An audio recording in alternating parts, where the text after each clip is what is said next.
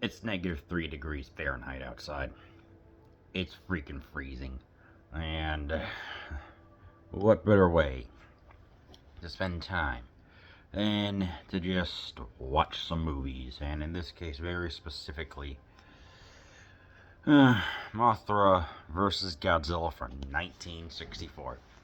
No DVD case, no Blu-ray case, just me giving my thoughts. And in this one, I liked it. I like to see just Godzilla just being one of his many forms. He can either be just a true heel, or he can be a baby face, or he can just be what he's known for.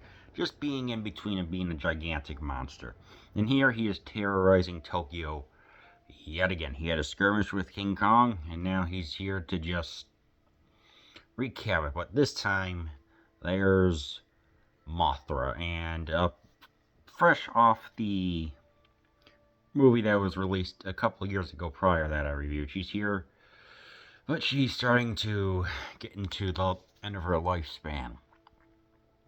And we also get to see the giant egg that washed ashore, as there's this company known as Happy Enterprises that wants to claim ownership of the egg, and they paid a lot of 1960s yen for it. So what's going to happen here? Well, it's how far greed can get. And when greed gets far, I mean, it gets freaking far. In what sense, you may ask? Well, let's see. One, legally purchasing the egg, because it said, oh, it wound up on our fishing shore, so we own it. We're going to purchase it. Okay, who does it go to? They buy it, they purchase it, claim it as theirs, and we'll have an attraction to it. There will be foreign attraction which people can view this colossal egg. But then lo and behold, Godzilla has been resting in the sand, arises from it, and starts to cause the usual havoc. You know, walking around, and of course, all the usual tropes happen. Let's get the tanks, let's get the people dropping nets and everything. Let's get the 10,000 volts or whatever it is that they use to try and stop them. None of it works. We get plenty of that going on, but we also actually get good human, best that you can get for 1960s giant monster acting. We get an actual good story. We get to see it more from how far the press is willing to get a story, you know, even just going out and like saying, hey, take pictures of the giant egg. Hey, let's send one of our field reporters. Let's have them be there for a couple of days to witness any report for the egg. Like, is the egg, it's incubating, or the, what's happening to it. That's like how far some people were willing to go in the 1960s to catch the latest scoop. And of course, a satire of corporate greed going on, actually claiming ownership of an egg, of like saying, "Hey, is this object that washed on our shores ours or someone else's?" So, when there's this one group that saying, "Hey, like, we have a guy with a mustache and then some guy with glasses. These greedy bastards, like, saying, hey, I put the money up. Now you have to pay me back." All the while, this guy with the mustache has the all the money. He has a lot of it, and is like saying, "Hey, you bankrupted me." So these two get into a brawl, and you know, there's even a little bit of blood and everything, and it just goes to show all the corporate espionage, backstabbings, and everything else that's still prevalent to this day. All that over yen, dollars, yuan, francs, euros, pounds, never ends. And you just look at it and you're like, tisk freaking tisk. So yeah, the story here is pretty good. We get to see more just how in depth and everything, and all the corruption and everything. But what about the other side of the coin? The usual with the Japan being the only country that experienced the atomic bomb, so naturally we get to see Infant Island be ravaged. How there's just all the nuclear fallout, the waste, and everything else.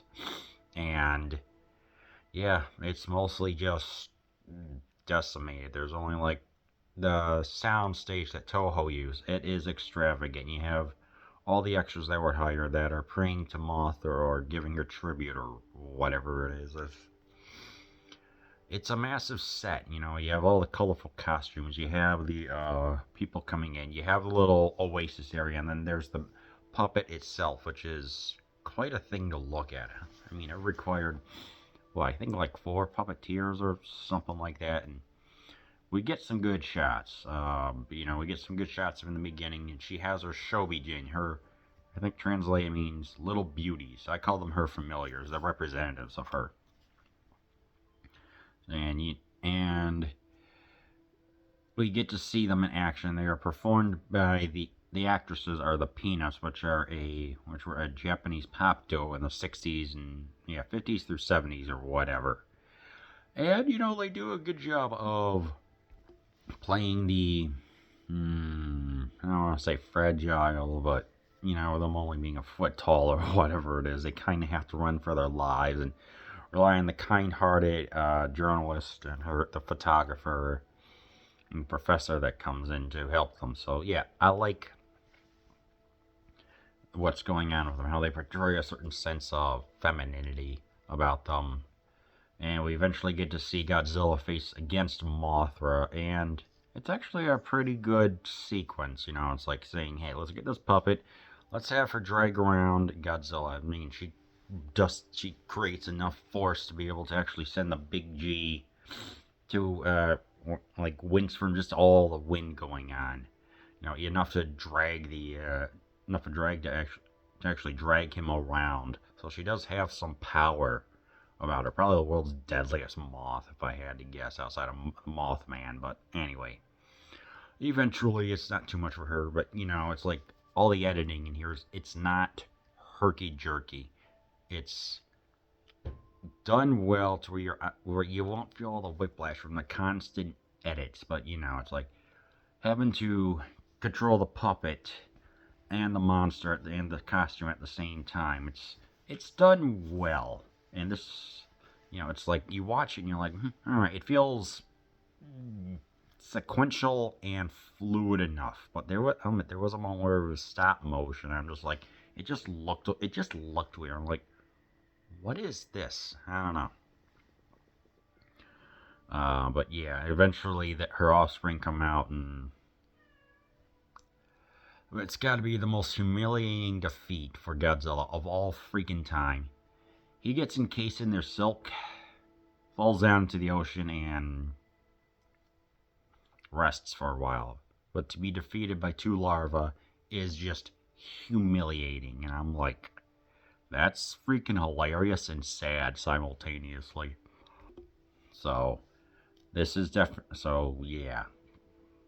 And I just look at it like, yeah, I like this one, but what I felt was really weird was from nowhere, there's this sensei, school teacher, and 10 children that are on Eva Island or whatever, and Godzilla is heading there. So it's like, what is that? Like, it just felt completely unexpected and not needed. Oh, it was for a little sense of drama, and I'm like, yeah, maybe, but it just felt tacked on just to add like 5 more minutes or whatever of unneeded drama. I mean, this movie was like really, really going up there. It probably would have been the top 5 of all time, in my opinion, but just to throw it in there, it just felt superfluous, in my opinion. They did not need that last second danger. They just needed to just have the larva come in, defeat Godzilla, and then just have the movie just be ended in a satisfying manner right there. That drag it down for me for a little bit, and maybe, I don't know. But overall, you know, I really, really like this movie. I think this is like the last time that Godzilla was like really serious. Of the Showa era, eventually he would start to become more between a face and a heel, especially Ghidorah, the three-headed monster. But yes, Godzilla vs. Mothra, 3.5 out of 4 stars. Watch it uncut, and you will not be disappointed.